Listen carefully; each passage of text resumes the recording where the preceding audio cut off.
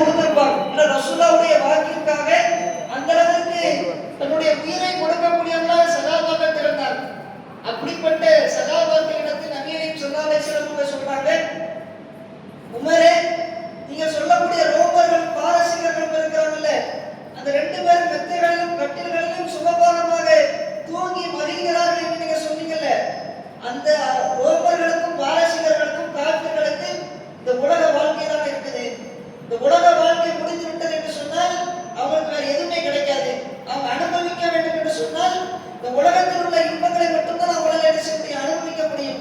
இந்த உலக வாழ்க்கை முடிந்து விட்டது என்று சொன்னால், அவர்கள் மரணமடைந்து விட்டார்கள் என்று சொன்னால் அவங்களுக்கு எந்த விதமான இன்பமும் கிடையாது. இந்த உலகம் என்பது குறுகிய காலம், சின்ன காலம். இந்த உலகத்தில் உள்ள இன்பம் என்பது சின்ன இன்பம். ஆனால் உனக்கு போதாதா என்று நபி ஸல்லல்லாஹு அலைஹி வஸல்லம் உமர் ரலியல்லாஹு பார்த்து கேட்கிறார்.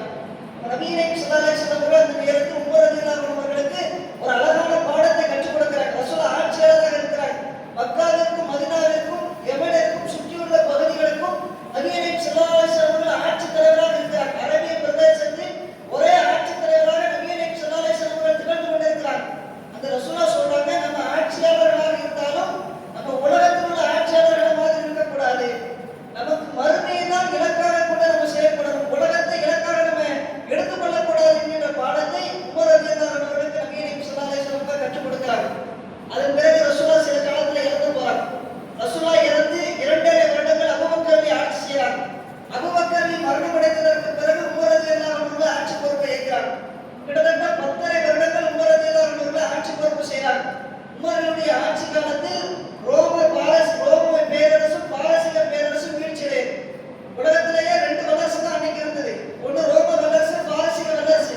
இந்த 2 வல்லரசுகளையும் உமர் ரலியல்லாஹு அவருடைய தலைமையின் கீழான அந்த இஸ்லாமிய ஆட்சி வீழ்ச்சியடைய செய்து உலகத்திலேயே ஒரே வல்லரசாக இஸ்லாமிய வல்லரசு மாறிடுச்சு. உலகத்தினுடைய மிக முக்கியமான மிகப்பெரிய தலைவர் என்று சொன்னால், ஆட்சியாளர் என்று சொன்னால் உமர் ரலியல்லாஹு அவர்கள் தான் என்கிற அளவிற்கு உமர் என்ன செய்றாங்க, மிகப்பெரும் ஒரு ஆட்சி தலைவராக வந்துட்டாங்க. அந்த உமர் ரலியல்லாஹு அவர்கள் செய்த ஆட்சி இருக்குல்ல, மிகச்சிறந்த ஒரு ஆட்சியாக திகழ்ந்தது. இன்னைக்கு வரைக்கும் உலகத்தில் உள்ள எல்லா தலைவர்களும் உமருடைய ஆட்சியை புகழ்ந்துட்டு இருப்பாங்க. மகாத்மா காந்தி இருக்கிறவங்க, இந்தியாவுடைய தேசத்தை என்று சொல்லப்படக்கூடிய மகாத்மா காந்தி கூட அடிக்கடி உமருடைய ஆட்சியை போன்ற ஆட்சி இந்தியாவுக்கு வர வேண்டும் என்று சொல்வார். உலகத்தில் உள்ள பெரிய பெரிய காபிர் அரசியல் தலைவர்கள் கூட உமருடைய ஆட்சியை மாதிரி ஆட்சி வேண்டும் என்று சொல்லக்கூடியவர்களாக இருக்கிறார். அந்த அளவிற்கு மிகச்சிறந்த ஒரு ஆட்சியை உமர் ரலியல்லாஹு அவர்கள் செய்து காட்டினார். உமரிலே செஞ்சதற்கு காரணம், உமரிலே அவ்வளவு சிறந்த ஒரு ஆட்சியை நிகழ்த்தினார்கள் என்று சொன்னால் அது ரசூலுல்லாஹ்வுடைய அந்த வார்த்தை. காபிர்களுக்கு இந்த உலகம், முஸ்லிம்களுக்கு மறுமை இருக்குது. நம்ம மறுமையை நோக்கி தான் ஓடணும், இந்த உலகத்தை நோக்கி ஓடக்கூடாது என்று ரசூலுல்லாஹ் உமருக்கு கற்றுக் கொடுத்தாங்கல்ல, அந்த அடிப்படையில் உமரை ஆட்சி செய்தார்கள். உலகத்திலேயே மிகப்பெரும் ஒரு அரசராக, கலிஃபாவாக உமரை என்ன செஞ்சாங்க, உயர்ந்தார். எந்த அளவுக்கு என்று சொன்னால், ஒரு தடவை ரோம பாரசீகம் எல்லாம் வீழ்ச்சி அடைஞ்சிருச்சு. ரோம பிரதேசத்திலிருந்து ஒரு தூதுவர் உமரை சந்திக்கிறதுக்காக வரார்.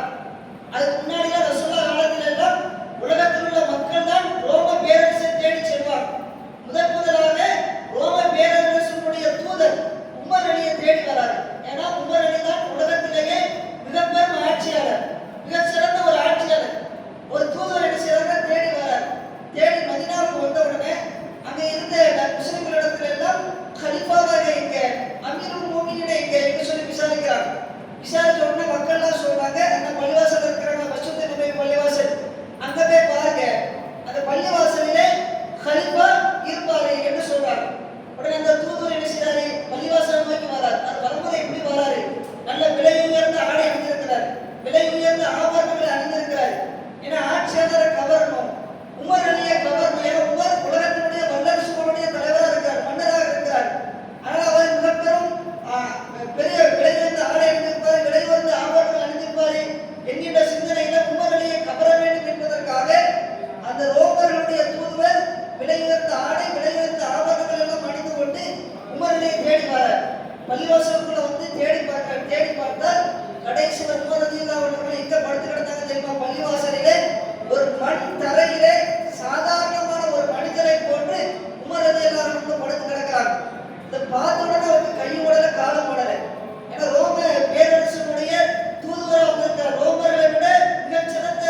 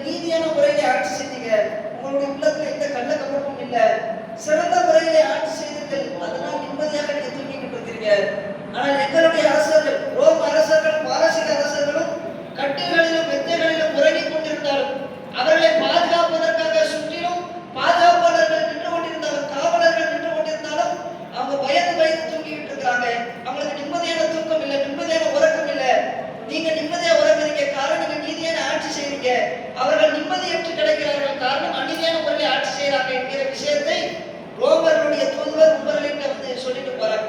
அந்த அளவுக்கு உமரலி மிகச்சிறந்த ஆட்சி செஞ்சாங்க. உமரலி பள்ளிவாசலுடைய மண்தரையில படுத்து கிடந்தாங்கல்ல. ஏன் படுத்து கிடந்தாங்க? காரணம், ரசூலாவை பார்த்து வளர்ந்தவங்க. உமர் ரலியல்லாஹு அன்ஹு அவர்கள் நபியை ஸல்லல்லாஹு அலைஹி வஸல்லம் அவர்களை பார்த்து பார்த்து வளர்ந்தவர்கள். ரசூலாவை மாறி செய்ய வேண்டும் என்று ஆசைப்படக்கூடியவர்கள். நபியை ஸல்லல்லாஹு அலைஹி வஸல்லம் அவர்கள் நபியாக இருந்தவர்கள், ஆட்சி தலைவராக இருந்தவர்கள். அவங்களே சாதாரணமான வாயில படுத்திருக்கும் போது நான் எப்படி மெத்தையில படுப்பேன், நான் எப்படி கட்டில படுப்பேன், நானும் சாதாரணமாக தான் உறவேன் என்று சொல்லி சாதாரணமாக மண் தரையிலே படுக்கக்கூடியவர்களாக உமர் ரலியல்லாஹு அன்ஹு அவர்கள் இருந்தார். இதற்கிடையில் உமர் அலி தான் அந்த அன்றைய தினத்தில் மிகப்பெரும் ஒரு ஆட்சியாளராக இருந்தார். அப்படிப்பட்ட நிலையிலும் அவங்க இவ்வளவு எளிமையாக நடந்ததுனாலதான் உமர் அலி மிகச்சிறந்த ஒரு ஆட்சியாளராக திகழ்ந்தார். அதனாலதான் உமருடைய காலத்துல அல்லாஹ் உலகத்தினுடைய பெரும்பகுதிகளை கொடுத்தார். இன்னைக்கு நம்முடைய கைகளில் இருந்து எல்லா பகுதியும் போய்கிட்டே இருக்குது. ஆனா உமருடைய கரத்தில் தான் அல்லாஹ் இந்த உலகத்தினுடைய பெரும்பகுதிகளை கொண்டு வந்து கொடுத்தார். பாலஸ்தீனம் இருக்குல்ல, பாலஸ்தீனத்திற்காக இவ்வளவு யுத்தம் நடந்துட்டு இருக்குது.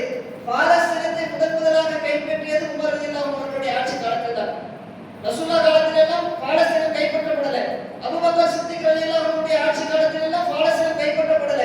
உமருடைய ஆட்சி காலத்தில் தான் முதலாக பாலஸ்தீனம் இஸ்லாமிய அரசாங்கத்துக்கு கீழே வருது. உமர் ரலியல்லாஹு அன்ஹு அமர் இப்னு ஆஸ் சொல்லக்கூடிய தளபதியுடைய தலைமையில ஒரு படை அனுப்புறாங்க பாலஸ்தீனத்தை எதிர்கொள்வதற்காக. அந்த முஸ்லிம்களுடைய படை பாலஸ்தீனத்திற்கு சென்று அந்த பாலஸ்தீனத்தை முற்றுகையிடுது. அப்ப பாலஸ்தீனம் கிறிஸ்தவர்களுடைய கையில இருக்குது. உடனே கிறிஸ்தவர்கள் பார்க்கறாங்க, நம்மளால் முஸ்லிம்களை எதிர்த்து ஜெயிக்க முடியாது, நம்ம கண்டிப்பா தோத்துறோம், அதனால சரணடைந்து விடுவோம் என்று சொல்லி கிறிஸ்தவ பாதிரிமார்கள் மதகுருமார்கள் எல்லாம் என்ன செய்யறாங்க, நேரா முஸ்லிம்களுடைய தளபதி அமர் இப்னு ஆஸ் வந்து சொல்றாங்க, அமர் இப்னு ஆஸ் அவர்களே, நாங்கள் சரணடைந்து விடுகிறோம், நாங்கள் சண்டை போடல, பாலஸ்தீனத்தை உங்களிடத்தில் நாங்கள் என்ன செஞ்சோம், ஒப்படைத்து விடுகிறோம். ஆனா எங்களுக்கு ஒரே ஒரு நிபந்தனை.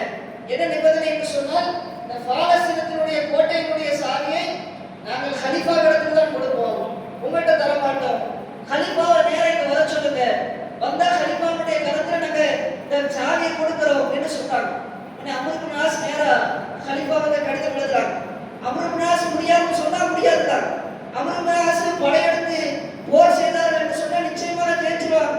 இருந்தாலும் அமர் இப்னு ஆஸ் என்ன செய்யறாங்க, உமருடைய கருத்தை கேட்பதற்காக கடிதம் எழுதுறாங்க. இப்படி உங்களை கூப்பிடுறாங்க, நீங்க வர போறீங்களா, நாங்க சண்டை செய்யவா என்று சொல்லி கேட்கிறாங்க. உமர் என்ன சொல்றாங்க, சண்டை போட வேண்டாம், யுத்தம் வேணாம், நான் நேர்ல கிளம்பி வரேன் என்று சொல்லி என்ன செய்யறாங்க, மதீனாவிலிருந்து உமர் அலி கிளம்புறாங்க. கிளம்பும் போது எப்படி நபி ஸல்லல்லாஹு அலைஹி வஸல்லம் கிளம்புகிறார்கள் என்று சொன்னால், தனக்காக ஒரே ஒரு ஒட்டகத்தை உமர் அலி எடுத்துட்டு போறாங்க. உமர் அலி நினைத்திருந்தால் அந்த பயணத்திற்காக 1000 ஒட்டகங்களை வச்சிருக்கிறாங்க. கொஞ்ச நேரம் ஒரு ஒட்டகம், இன்னும் கொஞ்ச நேரம் இன்னொரு ஒட்டகம் என்று சொல்லி மாறி மாறி வேற வேற ஒட்டகத்துல போயிட்டே இருக்கிறாங்க. அவ்வளவு செல்வங்கள் உமருடைய கரத்துக்கு கீழே எல்லாம் கொண்டு வந்து கொடுத்திருந்தாங்க. ஆனா உமர் ரலியல்லாஹு அன்ஹு அவர்கள் தனக்காக ஒரே ஒரு ஒட்டகத்தை தேர்வு செய்யறாங்க. அது தனக்காக மட்டும் இல்லை, தனக்கும் தன்னுடைய அடிமை அஸ்லம் என்பவருக்கும் சேர்த்து ஒரு ஒட்டகம். எப்படி பயணம் செய்கிறார்கள் என்று சொன்னால், கொஞ்ச நேரம் உமர் அந்த ஒட்டகத்திலேயே பயணம் செய்வார். ஒட்டகத்தினுடைய கையை பிடித்துக் கொண்டு உமருடைய பணியாளர் இருக்கிறாங்க, வேலை பார்க்கக்கூடியவர், அவர் கடந்துகிட்டே போவார். அந்த பணியாளருக்கு கால் வலித்தது என்று சொன்னால் உமர் அலி கீழே இறங்குவார், பணியாளர் மேலே ஒட்டகத்தில் ஏறி வந்துவார். உமர் அலி கையில பிடிச்சி ஒட்டகத்தை கூட்டிட்டு போவார். இப்படி ஒரு நாட்டினுடைய ஒரு சாம்ராஜ்யத்தினுடைய கலீஃபா இப்படிப்பட்ட ஒரு பயணத்தை செஞ்சாங்க, மேற்கொண்டு போறாங்க. கடைசியில பாலஸ்தீனத்துக்கு பக்கத்துல போயாச்சு. பாலஸ்தீனத்துல பக்கத்துல போன உடனே உமர் அலி கீழே இறங்கணும், அஸ்லம் மேலே ஏறி வரணும் என்கின்ற முறை வருது. அந்த நேரத்தில் கூட உமர் அலி என்ன செய்யல, கேட்கல, அஸ்லமே பாலஸ்தீனத்துக்குள்ள உள்ள போறோம், நான் கலீஃபாவா இருக்கிறேன், நான் ஒட்டகத்துக்கு மேல ஏறி போனா தான் நல்லா இருக்கும், ஆனா நான் ஏறி வரணுமே என்று சொல்லி கேட்டிருக்கிறான். ஆனா உமர் என்ன செய்யல, அப்படிலாம் கேட்கல. தன்னுடைய பணியாளரை ஒட்டகத்துக்கு மேல ஏறிட்டு உமர் ரலியல்லாஹு அன்ஹு ஒட்டகத்துடைய கையில பிடிச்சிட்டு என்ன செய்யறாங்க, போறாங்க, பாலஸ்தீனத்துக்குள்ள போறாங்க. அங்க எல்லாம் கிறிஸ்தவத்தினுடைய பாதிரிமார்கள், பெரிய பெரிய தலைவர்கள் எல்லாம் திரண்டு நிற்கிறாங்க.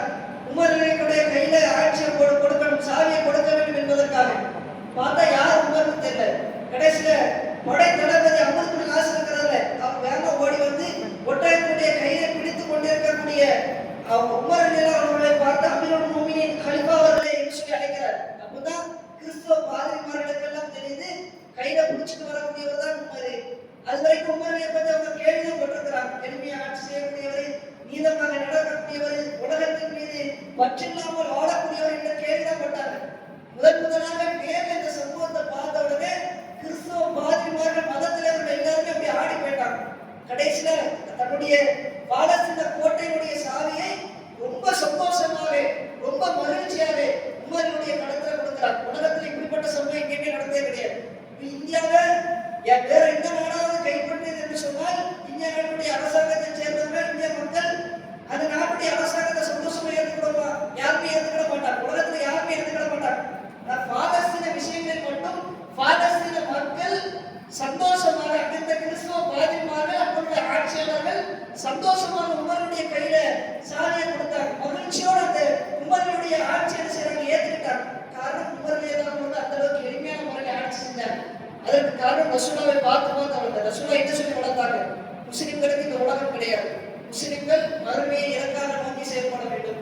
அதான் ரசூலா நினைச்சிருந்தா சுகபோகமான வாழ்க்கையை வாழ்ந்திருக்கா, மெத்தைகளிலும் கட்டில்களிலும் படுத்து உறங்கி கொண்டிருக்கிறார், விதவிதமான உணவுகளை கொண்டிருக்கிறார். ஆனால் ரசூலா அப்படிப்பட்ட விஷயங்கள் எல்லாம் செய்யல. நபி ஸல்லல்லாஹு அலைஹி வஸல்லம் அவர்கள் எந்த அளவுக்கு இந்த உலகத்தை புறக்கணித்து வாழ முடியுமோ அந்த அளவுக்கு இந்த உலகத்தினுடைய கஷ்டங்களை ஏற்று வாழக்கூடியவர்களாக நபி ஸல்லல்லாஹு அலைஹி வஸல்லம் இருந்தார். மறுமையை மட்டும் இலக்காக கொண்டு செயல்பட்டார். அதே செயல்பாட்டை பார்த்து பார்த்து வளர்ந்த உமர் அவர்கள் நபி ஸல்லல்லாஹு அலைஹி வஸல்லம் அவர்களே போன்று ஆட்சி செய்ததனால தான் உலகத்தை அல்லாஹ் முஸ்லிம்களுடைய கைகளில் கொடுத்தார். ஆனா இன்னைக்கு நம்முடைய கரத்தை விட்டு எல்லா நாடும் போயிடுச்சு. ஸ்பெயின் இஸ்லாத்தினுடைய கரத்துல இருந்து ஸ்பெயின் நம்மளோட போயிடுச்சு, பாலஸ்தீனம் நம்மளோட போயிடுச்சு. நிறைய பிரதேசங்களை இன்னைக்கு நம்மகிட்ட இருந்து நினைச்சிருந்தாங்க, மறைச்சு கொண்டாங்க. இந்தியாவே முஸ்லிம்கள் தான் 800 வருடங்களாக ஆட்சி செஞ்சாங்க. ஆனா இன்னைக்கு நம்ம இந்தியாவில் எம்எல்ஏ எம்பி என்று ஆகக்கூடிய ஒரு தகுதியில கூட இல்லாதவருக்கு நிலைக்கு பின்னாடி கொண்டே இருக்கிறோம். காரணம் நம்ம உலகத்தை நோக்கி ஓடிக்கிட்டு இருக்கிறோம். நம்ம உலகத்தை நோக்கி ஓடிக்கொண்டே இருந்தோம் என்று சொன்னால் அல்ல நம்ம உலகத்தை தர வேண்டாம். நம்ம மறுமையை இலக்காக நோக்கி செயல்பட்டு கொண்டே இருந்தோம் என்று சொன்னால், மறுமையை வெற்றியை நோக்கி இலக்காக நோக்கி செயல்பட்டு கொண்டே இருந்தோம் என்று சொன்னால், மறுமையில் உள்ள இன்பங்களை அடைவதற்காக ஆசைப்பட்டு செயல்பட்டோம் என்று சொன்னால் இந்த உலகத்தில் உள்ள ஆட்சி அதிகாரத்தை நல்ல நம்மிடத்திலே தருவான் என்பதை இந்த வரலாற்றின் மூலமாக நமக்கு தெளிவான முறையில் நபி ஸல்லல்லாஹு அலைஹி வஸல்லம் அவர்கள் நிரூபித்து காட்டியிருக்கிறார்கள்.